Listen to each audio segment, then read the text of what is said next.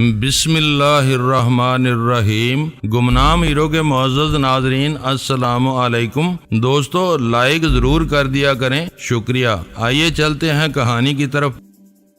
میں اس تبدیلی سے بے خبر تھا۔ ابھی تھوڑی دیر پہلے اس نے خود اعتراف کیا ہے کہ اب وہ اصل کے نام پر جعلی دوائیں بیچ رہا ہے۔ ایسے گنونے کاموں میں آمدنی خود بخود بڑھ جاتی ہے، وہ کوئی اور ہیر پھیر نہیں کر رہا۔ غضب خدا کا، اب اس سے بڑا اور کیا ہیر پھیر کریں گے۔ اب وہ ہیروین تو بیچنے سے رہے۔ اس نے روا روی میں پتے کی بات کہہ دی تھی۔ وہ اپنی شادی کی ابتدا سے ہی جہانگیر کی سرگرمیوں کے بارے میں کوکو شبہات میں مبتلا تھی۔ وہ کبھی اپنے گھر میں کتوں کی فوج پال لیتا تھا تو کبھی اپنے پورے گھر میں دن رات چراغاں کیے رہتا تھا تاکہ مسلح حملہ آوروں کا کوئی جتھا اس کے گھر پر دعویٰ بولنے کی ہمت نہ کر سکے۔ وہ ہر وقت اپنے گھر میں گھسا رہتا تھا۔ کبھی باہر نکلنا ہی پڑتا تو بیش قیمت بلٹ پروف گاڑی میں سفر کرتا تھا۔ اس نے اپنی مجبوریوں کے بارے میں کبھی بھی سلمیٰ کو اپنے اعتماد میں لینے کی کوشش نہیں کی۔ ہمیشہ اسے حقارت سے دھتکارتا رہا۔ اس کے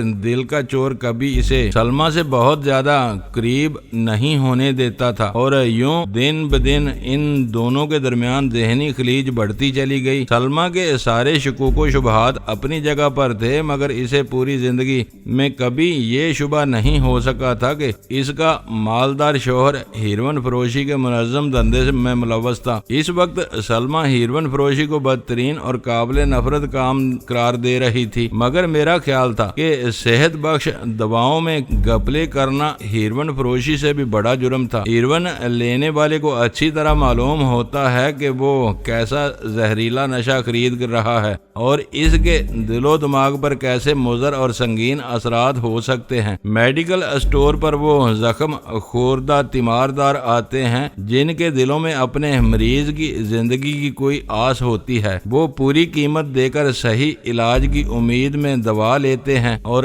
اپنے مریض کو دے دیتے ہیں، پھر دوا کے معجزاتی اثرات کے انتظار میں اپنے رب سے لو لگا کر بیٹھ جاتے ہیں۔ وہاں دوا نہیں، اس کا کوئی بے ضرر یا ضرر سام متبادل ہوتا ہے۔ مریض کے سانسوں کی لڑی ٹوٹ جاتی ہے، کسی کو کچھ پتہ نہیں چلتا کہ موت کے کس سوداگر نے وہ جعلی دوا بنانے اور دولت لوٹنے کا منصوبہ بنایا ہوا تھا۔ میں نے اسے سمجھایا ہے اور مزید سمجھانے کی کوشش کروں گا۔ میں نے سلمیٰ سے کہا، اس کا ہاتھ کھلا ہوا ہے، جس طرح خرچ کرتا ہے اسی طرح کمانے کے چکر میں غلط راستے پر پڑ گیا ہے۔ میں اسے راہ راست پر لانے کی کوشش کروں گا۔ تم لمبے عرصے کے لیے غائب ہو جاتے ہو تو میرے دل میں اداسی ڈیرے ڈال دیتی ہے۔ ذرا آتے جاتے رہا کرو تو میرے دل کو ڈارس رہے گی۔ سلمیٰ کے تیور یکا یک بدل گئے۔ میں آؤں گا اور آتا رہوں گا، میں نے بخلا کر وعدہ کیا۔ کیا تم نے رقم دکھانے کا ارادہ ملتوی کر دیا ہے؟ وہ تو تم سے ملنے کا بہانہ تھا۔ وہ ایک ادا سے مسکرا کر بولی، دیکھنا چاہو تو میں چابی نکالتی ہوں۔ میں نے گھبرا کر اسے روک دیا، ہرگز نہیں، اس کی قطعی ضرورت نہیں ہے، مجھے تم پر پورا اعتبار ہے۔ اس کا ہزار بند کے سرے پر بندھی ہوئی چابی کی طرف بڑھتا ہوا ہاتھ رک گیا۔ چابی کے گم یا چوری ہو جانے کے خوف سے اسے وہ اپنی جان سے زیادہ عزیز رکھتی تھی۔ یہ بات مجھ پر امانت داری کے ابتدائی دنوں میں ہی منکشف ہو چکی تھی۔ سلمیٰ نے اپنا اصل مسئلہ مجھ سے بیان کر کے اپنے دل کا بوجھ ہلکا کر لیا تھا اور اس کے دماغ پر رومان کا ہلکا سا بھوت سوار ہونے لگا تھا۔ وہ صورتحال میرے لیے مخدوش تھی۔ میں نے اس کی دلجوئی کرنے کے بجائے اس کی باتوں کے الٹے سیدھے جواب دے کر اپنی جان چھڑائی اور خوابگاہ سے نکل آیا۔ میرا خیال تھا کہ سلمیٰ تم کو رقم گنوانے بیٹھ گئی تو تم ایک آدھا گھنٹے سے پہلے کمرے سے باہر نہیں آؤ گے۔ مجھے دیکھتے ہی جہانگیر نے کسل مندی سے کہا اور میں بری طرح چونک پڑا۔ مجھے اندیشہ ہوا کہ اسے ہم دونوں پر شبہ ہو چکا تھا اور وہ مجھ پر گہرا طنز کر رہا تھا۔ وہ رقم اتنی بڑی ہے کہ اسے گننے کے لیے تمہاری مدد ضروری تھی۔ میں نے سنبھل کر جواب دیا، میں تمہاری بیوی کے ساتھ اکیلے میں سر نہیں پھوڑ سکتا تھا۔ مجھ سے اپنی رقم نہیں گنی جاتی، میں تمہارے ڈالر کیا گنوں گا۔ اس کی की बेपरवाही से मुतरशा था कि इसने जो कुछ कहा मासूमाना सादगी से कहा था, इसके फिक्रे में तंज का शायबा नहीं था। मैंने इन दोनों से इजाजत ली और इनके फ्लैट से निकल खड़ा हुआ। सड़क पर आकर मैंने टैक्सी पकड़ी और ली मार्केट की तरफ रवाना हो गया, जहां जहांगीर की गोल्डन फार्मेसी वाक़या थी। मेरा बस चंद बार इस दुकान पर जाना हुआ था, वो इसका कारोबारी ठिकाना था। मैं कभी गपशप लड़ाने की नीयत से वहां नहीं बैठा था। जिस काम से गया था इसे पूरा करते ही वहां से लौट गया था। मुझे इसके मुलाजमों के चेहरों मोहरों पर गौर करने का वक्त और मौका ही नहीं मिला था, मगर गोल्डन फार्मेसी में कदम रखते ही इन दोनों ने बढ़कर मेरा इस्तकबाल किया तो मैंने बिला तवक्कुफ इन्हें पहचान लिया। इनके चेहरे मेरे लाशऊर के किसी निहा खाने में बहुत अच्छी तरह महफूज थे। मैं काउंटर के पीछे दाखिल होकर तारीक शीशों की दीवारों वाले मुख्तसर से कैबिन की तरफ बढ़ गया। इन दोनों में से कदरे मुअम्मर आदमी मेरे पीछे था। जहांगीर साहब की तबीयत तो ठीक है ना, कोई गड़बड़ तो नहीं हो गई? कैबिन में दाखिल होते ही मुअम्मर मुलाजिम ने सवाल किया। इसकी तबीयत ठीक है, चंद दिनों के लिए घर पर आराम करने का मूड है। तुम्हें गड़बड़ का ख्याल क्यों आ गया? मैंने पूछा। आपके आने से 10 मिनट पहले इनका फोन आया था, कह रहे थे कि अब दुकान पर साफ सुथरी दवाएं बिकेंगी, जाली माल जाया कर दिया जाए। इसने धीमी आवाज में राजदारी से कहा। ये बहुत अच्छा फैसला है, क्या तुम इससे खुश नहीं हो? मैंने जहांगीर के फैसले से अपनी बेखबरी या बाखबरी का एतराफ किए बगैर कहा। मुनीर नामी इस मुलाजम के अल्फाज सुनते ही मुझे सलमा का ख्याल आया था। मैंने दवाओं में जालसाजी के मौजू पर जहांगीर से जो कुछ कहा था वो खासा सख्त था, लेकिन इस ढीठ शख्स ने मेरी बातों का ज्यादा असर नहीं लिया था। मेरा ख्याल था कि मैंने इस धंधे के बारे में सलमा को बाखबर करके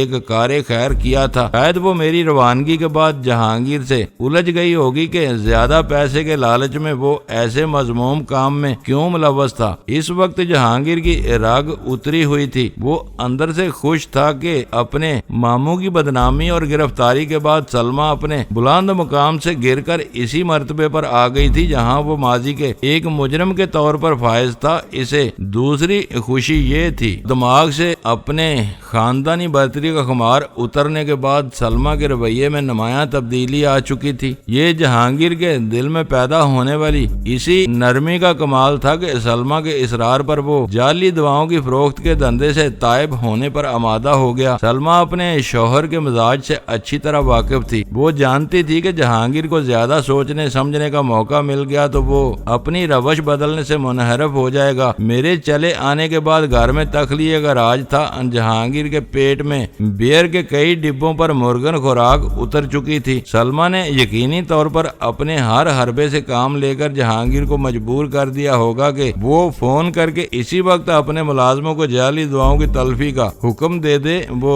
बात मुलाजमा वगैरह तक फैल जाने के बाद जहांगीर के लिए फैसला लौटाना मुश्किल हो जाता। साहब, मुझसे ज्यादा कौन खुश होगा? मुझे तो काम करना है और तनख्वाह लेनी है, पैसे इतने ही मिलेंगे। अच्छा हुआ कि मुफ्त के एक गुनाह से जान छूट गई। मुनीर कह रहा था, पता नहीं अल्लाह के किस नेक बंदे ने हमारे साहब को ये राह सुझाई है। एक बार किसी दुकानदार के मुंह को खून लग जाए तो इसका सुधरना मुश्किल होता है। अब जाली दवाओं के डिब्बे जाया कर दो, ये काम शाम तक हो जाना चाहिए। मैंने इसे हदायत की। ये काम ज्यादातर गोलियों में होता है। आप आए तो हम सर बंद डिब्बे अलग कर रहे थे, इसने सर झुकाकर कहा। और जो डिब्बे या पत्ते असली दवाओं में मिले हुए हैं, इनका क्या होगा? मेरे लिए अपनी बाखबरी का इजहार करना जरूरी हो गया था। मुनीर की तहय्युरज़दा निगाहें मेरे चेहरे पर मरकूज हो गईं। आपको सब मालूम है, फिर तो ये नेक मशवरा आपने ही दिया होगा। मिली हुई दवाओं में असली और नकली का पता चलाना हमारे लिए भी नामुमकिन है। जहांगीर साहब कहते थे कि बेईमानी भी पूरी ईमानदारी से की जानी चाहिए। ऐसी मिली जुली दवाओं की तादाद कितनी है? मैंने चंद सानियों तक सोचने के बाद सवाल किया। हमें 2 नंबर काम शुरू किए हुए 8-10 हफ्ते हुए हैं। वैसे भी हर दवा की नकल नहीं बनती, बहुत जल्द चलने वाली दवाओं में हेर फेर किया जाता है। हमारे पास इस वक्त 7 दवाएं मिला जुला कर चल रही हैं, बाकी स्टॉक में कोई गपला नहीं है। मैंने बेयकीनी से पूछा। मुझे ये जानकर हैरत हुई थी कि सिर्फ 7 दवाओं में जालसाजी के नतीजे में जहांगीर की आमदनी में इतना इजाफा हो गया था कि सलमा जैसी खानादार खातून इस इजाफे को नोट किए बगैर न रह सकी। बाकी स्टॉक साफ है, इसने खुले दिल से आगाह किया। फिर इन 7 दुआओं को भी जाया कर दो, कल इनका स्टॉक पूरा कर लेना। साहब, इनमें से 4 गोलियां बहुत महंगी हैं, लाख रुपए के करीब नुकसान होगा। वो तशवीश से बोला। परवाह मत करो, जहांगीर ने शोर किया तो 1 लाख रुपए मैं अपनी जेब से दे दूंगा। अब ईमानदारी पर कमर बांधी है तो पूरी ईमानदारी से काम लो। इस लम्हे के बाद इस दुकान से एक भी जाली गोली नहीं बेची जाएगी, ना जाली दुआएं खरीदी जाएंगी। वो सर झुकाकर खामोशी से कैबिन से निकल गया। इस दौरान में दूसरा मुलाजिम दुकान में आने वाले ग्राहकों को निपटाने में मसरूफ रहा था। वो कैबिन मुख्तसर लेकिन आरामदेह था। छोटी मेज पर कंप्यूटर अपने लवाजम समेत मौजूद था। बैठने वाली आरामदेह कुर्सी भी ज्यादा बड़ी नहीं थी। एक दीवार के साथ आराम करने के लिए दीवान पड़ा हुआ था। मैं कुर्सी पर बैठा झूलता और बाहर का जायजा लेता रहा। मेरे लिए आराम से ज्यादा अहम बात यह थी कि हालात में आई मैन की तरफ से कोई पेशरफ्त हो। थोड़ी देर बाद मेरे मोबाइल फोन की घंटी बजने लगी। दूसरी तरफ से जलाल बोल रहा था। इन्होंने कदरे ताखीर के साथ 1 बजे चोपड़ा को पुलिस हेड ऑफिस पहुंचा दिया। इसकी आवाज से मुसरत फूटी पड़ रही थी। मेरे लिए ये आज की बहुत बड़ी खबर है, लेकिन दुख इस बात का है कि इसकी मुनासिब खातर तवाज़े नहीं की जा सकेगी। मुनासिब क्या, इस पर हाथ उठाना भी दुश्वार है। मैं तुम्हें बता चुका हूँ कि भारतीय कौंसल खाने का एक अफसर रोज इससे मिलने आएगा। फिर तुम इस मूजी को यूं ही पालते रहोगे? मैंने मायूसी से पूछा। जिस्मानी तशद्दुद के अलावा हमारे पास दूसरे नफ्सियाती और असाबी हरबे हैं जिनका इस्तेमाल शुरू कर दिया गया है। इसने मुझे खुशखबरी सुनाई। हम ऐसे मामलात से निपटने में खास महारत रखते हैं। जरूरत पेश आई तो इस पर तशद्दुद की भी कोई ना कोई राह निकल आएगी। तफ्तीश की जरूरियात से कतई नजर भी वो तशद्दुद का मुस्तहिक है। इसका हशर कम अज कम राजा जैसा जरूर होना चाहिए। तुम फिक्र न करो, इसका अंजाम राजा से ज्यादा होगा। इसका मतलब है कि तुम्हारे जहन में कोई तजवीज जन्म ले चुकी है। मैंने इसकी बात काट कर कहा, तुम मुझे खुलकर पूरी बात क्यों नहीं बताते? हल्की सी बेसाख्ता हंसी के बाद इसकी आवाज उभरी। वो उमरकोट का रहने वाला है। मैं किसी भी वक्त इसे वहां मुंतकिल करा दूंगा। फिर देखता हूँ कि भारतीय कौंसल खाने वाले रोजाना इसकी खबरगिरी कैसे करते हैं। वो इसकी उमरकोट मुंतकिली पर सख्त शोर मचाएंगे। वो इतने मासूम नहीं है कि तुम्हारी नीयत और इरादों को ना समझ सके। इस एहतजाज की गुंजाइश नहीं होगी। ये बताया जाएगा कि कुछ कड़ियां उमरकोट में हैं। केस की तैयारी के लिए मुल्ज़म का वहां ले जाया जाना नागजीर है। ये तुम्हारे मामले हैं, इन्हें तुम बेहतर समझ सकते हो। मेरी दिली आरज़ू ये है कि वो कानून की गिरफ्त में आ ही गया है तो कोई भी तहफ़्फ़ुज़ इसके काम ना आ सके। इसका वही अशर और अंजाम होना चाहिए जिसका वो मुस्तहिक है। मैंने अपने इश्तियाल पर काबू रखते हुए कहा। हल्की सी तफहीमी हंसी के साथ इसकी आवाज उभरी। मैं तुम्हारी कैफियत को खूब समझ रहा हूँ, क्योंकि मैं खुद भी विनोद के बारे में इसी कैफियत से गुजर रहा हूँ। तबीयत ये चाहती है कि पूरी दरिंदगी के साथ इसके बदन को चीर फाड़ कर रख दिया जाए। गद्दारी की सजा इससे कम नहीं होनी चाहिए। जो लोग भारतीय या फिर गैर मुल्की हैं, इनकी मुजरमाना और साजिशी सरगर्मियों का काबिल फहम होती हैं। इनको इस जमीन से प्यार होता है, ना वो यहाँ रहने वालों से कोई लगाव रखते हैं। इनके लिए दौलत सब कुछ होती है। भारतीय जासूस यहाँ काम करते हुए फख्र महसूस करते होंगे कि वो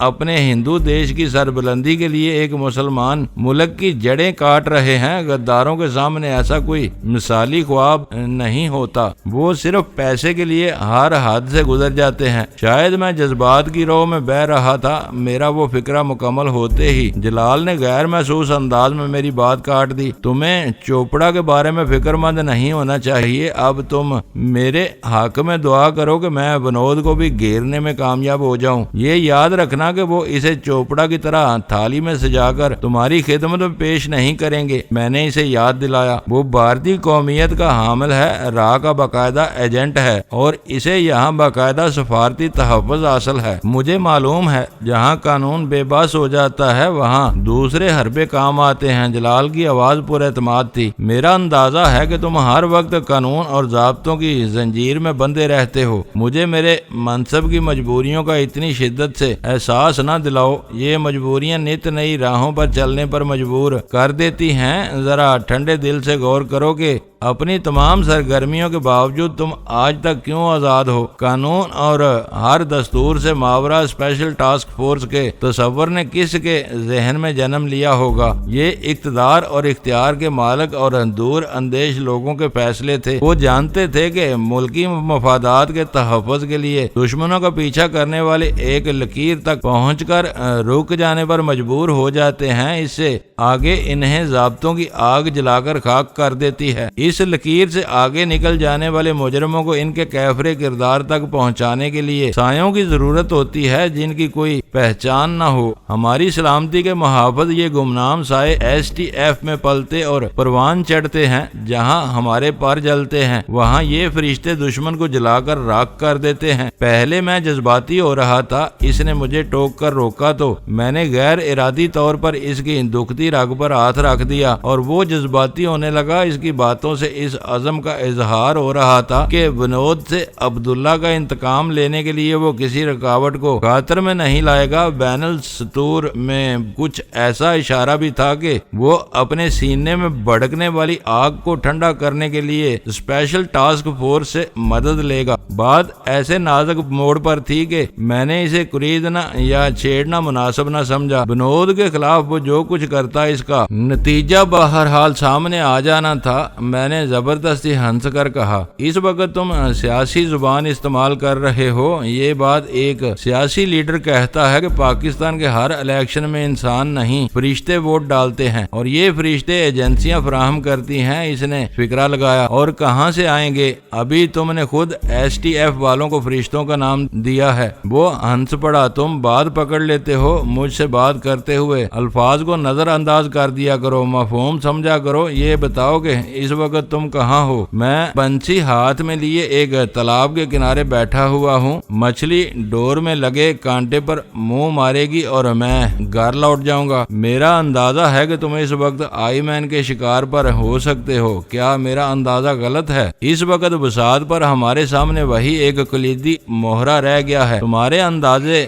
بہت کم غلط ثابت ہوتے ہیں۔ پھر تو تم جہانگیر کی رہائش یا دکان کی نگرانی کر رہے ہوگے۔ اس کی طرف سے بے ساختہ تبصرہ آیا۔ میں نے تم سے کہا تھا کہ میں اپنے جگری دوست کو چارہ بنانا پسند نہیں کروں گا۔ میں نے اسے یاد دلایا۔ پھر تم کہاں ہو اور کیا کر رہے ہو؟ اس کی آواز میں الجھن عود کر آئی۔ میں گولڈن فارمیسی پر جہانگیر کی جگہ سنبھالے بیٹھا ہوں۔ اوہ، اس کی آواز میں ہلکی سی حیرت تیر رہی تھی۔ اسے بچانے کے لیے تم نے اسے پوری طرح کیموفلاج کر دیا۔ اسے پورے معاملات کے سر پیر کا پتہ نہیں ہے۔ وہ بے خبری میں بری طرح مارا جاتا۔ تمہارا کیا خیال ہے وہ اسے اٹھانے کے لیے فارمیسی پر چڑھائی کریں گے؟ ابھی کچھ نہیں کہا جا سکتا، میں نے سوچتے ہوئے جواب دیا۔ میرا وجدان بتا رہا ہے کہ وہ جو کچھ بھی کریں ان کا نشانہ جہانگیر کے بجائے دکان بنے گی۔ یہ بھی تو ہو سکتا ہے کہ وہ سرے سے جہانگیر کا رخ نہ کریں۔ جلال شاید اپنی تشفی کے لیے مجھ سے جرا کر رہا تھا۔ حالات کا رخ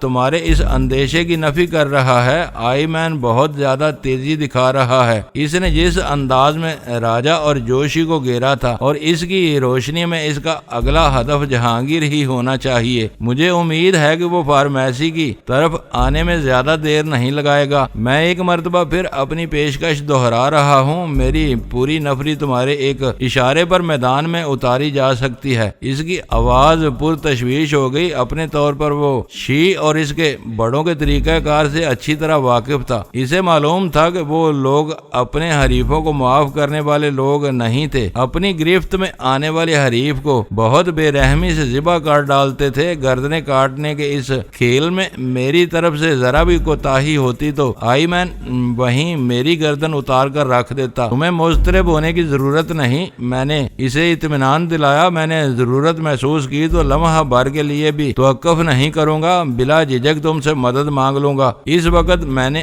STF والوں کو بھی اس معاملے سے الگ تھلگ رکھا ہوا ہے۔ جیسی تمہاری مرضی۔ اس کی آواز موزمحل سی تھی، مگر میں نے اندازہ لگایا کہ وہ میرے جواب سے مطمئن ہو گیا تھا۔ شاید اسے یہ خلش ستا رہی تھی کہ میں آئی بی کی فیلڈ فورس کے مقابلے میں اول خان کے آدمیوں پر زیادہ اعتماد کرتا تھا۔ میری وضاحت نے اس کی وہ خلش دور کر دی تھی۔ ہمارے مذاکرات ختم ہو گئے، میں فون آف کر کے کیبن سے باہر نکل آیا۔ اس وقت کاؤنٹر پر کئی گاہک موجود تھے اور جہانگیر کے دونوں ملازم مستعد سیلز مین بنے گاہکوں کے نسخے اپنے ہاتھوں میں تھامے تیزی سے دعائیں نکالنے میں مصروف تھے۔ میں اطمینان سے جہانگیر کی اونچی کرسی پر چڑھ کر بیٹھ گیا تاکہ گاہکوں سے رقم وصول کر کے ان دونوں کا کام ہلکا کر سکوں۔ کرسی سنبھالنے کے بعد غیر ارادی طور پر میری نگاہیں دکان میں موجود گاہکوں کی طرف اٹھ گئیں۔ میں نے محسوس کیا کہ ان لوگوں میں موجود ایک مکرانی بہت غور سے میری طرف دیکھ رہا تھا، مگر میرے متوجہ ہوتے ہی وہ سٹپٹا کر کاؤنٹر کے شوکیس میں رکھی ہوئی دواؤں کو دیکھنے میں مصروف ہو گیا۔ وہ دراز قامت اور صحت مند آدمی تھا جو قمیض شلوار میں ملبوس تھا۔ ایک بات جو اسے بہت زیادہ ممتاز کر رہی تھی وہ اس کی آنکھوں پر لگی ہوئی اینک تھی۔ بینائی کی اینک کے ساتھ وہ کوئی سنجیدہ اسکالر لگ رہا تھا۔ مکرانیوں کے لیے میں نے ہمیشہ اپنے دل کی گہرائیوں میں ایک عجیب سی محبت محسوس کی ہے۔ اپنی قدیم روایات کی ایمانت داری کرنے والے یہ لوگ بہت مخلص، سچے، محبت کرنے والے اور دلیر ہوتے ہیں، لیکن معاشی مجبوریوں اور معاشرتی استحصال کی وجہ سے ماہی گیری اور دوسرے آبائی پیشوں سے چمٹے رہنے پر مجبور ہیں۔ بحیرہ عرب کی ساحلی پٹی پر بسنے والوں کے لیے محرومیاں ایک مدت سے مقدر بنی ہوئی ہیں۔ ان کے دور افتادہ علاقوں میں اسکول ہیں، نہ شفا خانے، پینے کا صاف پانی میسر ہے، نہ گندے پانی کی نکاسی کا نظام۔ ایسے شفاف اور پر آشوب ماحول میں بھی خال خال مکرانی لکھ پڑھ کر مختلف شعبوں میں ملک و قوم کی جان سوز خدمت کر رہے ہیں، لیکن یہ افسوسناک المیہ ہے کہ اس معاشرتی اکائی میں تعلیم کا اوسط اتنا کم ہے کہ سر شرم سے جھک جاتا ہے۔ ان لوگوں میں بھی ایک طبقہ مراعات یافتہ ہے، لیکن اس کی تعداد بہت قلیل ہے۔ وہ اپنے طور طریقوں کی وجہ سے دور سے پہچانا جاتا ہے۔ خواص سے قطع نظر عوام میں ایسی صورتیں عنقا ہیں جن پر لکھی علم کی لکیریں دور سے پڑھی جا سکیں۔ وہ سیاہ فام مجھے عام مکرانیوں جیسا لگا، نہ اس میں خواص والا شاہانہ کروفر تھا۔ مونچھوں سے بے نیاز سنجیدہ چہرے اور کشادہ پیشانی سے صاف ظاہر ہو رہا تھا کہ وہ غور و فکر کرنے کا عادی اور غالباً خاصا پڑھا لکھا تھا۔ اس پر میری نظر محض اس وجہ سے رکی تھی وہ بہت انہماک سے مجھے گور رہا تھا۔ جو ہی اس نے شوکے سے نظریں ہٹائیں، میں اسی کی ترکیب استعمال کرتے ہوئے انجان بن گیا اور کیش بک کا جائزہ لینے لگا۔ منیر نے اس کی مطلوبہ دوا نکال دی اور 21 روپے بتائے۔ وہ مکرانی دوا کا ڈبہ لے کر میری طرف آیا اور ہونٹوں پر خفیف سی مسکراہٹ کے ساتھ 500 روپے کا نوٹ میری طرف بڑھا دیا۔ جب اس نے اپنی جیب سے وہ نوٹ نکالا تو میں نے واضح طور پر دیکھا کہ اس کی جیب میں 100 روپے کے کئی نوٹ بھی موجود تھے۔ میرے ذہن میں سوال ابھرا کہ وہ خاموش کیوں تھا۔ اس نے میرے مشاہدے کے دوران اپنی زبان سے ایک لفظ ادا نہیں کیا تھا۔ اس سوال کے ساتھ میرے دل میں شدید خواہش ابھری کہ اسے بولنے پر مجبور کیا جائے۔ وہ خاموش کیوں تھا؟ میرے پاس 500 روپے کا کھلا نہیں ہے، کوئی چھوٹا نوٹ دے دو، میں نے اس کے چہرے پر نظریں جما کر کہا۔ یہ دیکھ کر میرے رونگٹے کھڑے ہو گئے کہ میرے الفاظ پر اس کے چہرے پر کسی قسم کا تاثر نہیں ابھرا تھا۔ اس نے کسی بھیانک مشینی روبوٹ کی طرح اپنی پلکیں جھپکائیں، پھر خفیف سی مسکراہٹ کے بعد اپنے داہنے اور بائیں کان کے قریب ہاتھ کے تیز اشارے کرنے لگا۔ وہ مجھے بتانے کی کوشش کر رہا تھا کہ وہ گونگا اور بہرا تھا، اس لیے میرا مفہوم سمجھنے اور اس کا جواب دینے سے قاصر تھا۔ میرے لیے اس کا وہ بہانہ قابل قبول نہیں تھا۔ یہ ممکن نہیں تھا کہ اس قبیل سے تعلق رکھنے والا ایک گونگا اور بہرا شخص اتنا زیادہ پڑھا لکھا نظر آئے۔ میں نے دوسرے گاہکوں کی طرف دیکھا، وہ اپنی اپنی دواؤں کے انتظار میں دکان کے ملازموں کی طرف متوجہ تھے۔ میں نے اس کے ہاتھ سے 500 روپے کا نوٹ لیتے ہوئے کاؤنٹر پر جھک کر دھیرے سے کہا، تم الو کے پٹھے ہو۔ اس کے ہونٹوں پر یتیم سی مسکراہٹ تیر گئی۔ وہ منہ سے کچھ نہیں بولا۔ میں نے بالکل آخری لمحے پر اپنا ارادہ بدل کر اسے اردو میں وہ نرم سی گالی دی تھی، ورنہ میں نے سوچا تھا کہ اس سے انگریزی میں کوئی تلخ اور زہریلا فکرہ کہوں اور پھر اس کے چہرے کے تاثرات میں رونما ہونے والی تبدیلی دیکھوں۔ اس پر پہلی نگاہ پڑتے ہی میرے ذہن میں جان ایشکوف والے تجربے کا خیال آیا تھا۔ وہ اپنی دانست میں عبد الماجد یمنی کا مقابلہ کرنے کے لیے ایک امریکی نیگرو کو مقامی لباس پہنا کر اپنے ساتھ لایا تھا اور بری طرح ناکامی سے دوچار ہوا تھا۔ اگر گولڈن فارمیسی کا وہ گاہک بھی مکرانی ہونے کے بجائے کوئی امریکی نیگرو تھا تو میری زبان سے انگریزی میں کوئی گالی سنتے ہی سمجھ لیتا کہ اس کی چال بری طرح ناکام ہو چکی تھی اور میں نے اس کی صحیح قومیت پہچان لی تھی۔ وہ بدک کر اچانک کوئی بھی خطرناک حرکت کر سکتا تھا۔ اس زبانی مہم جوئی کا سب سے بڑا نقصان یہ ہوتا کہ وہ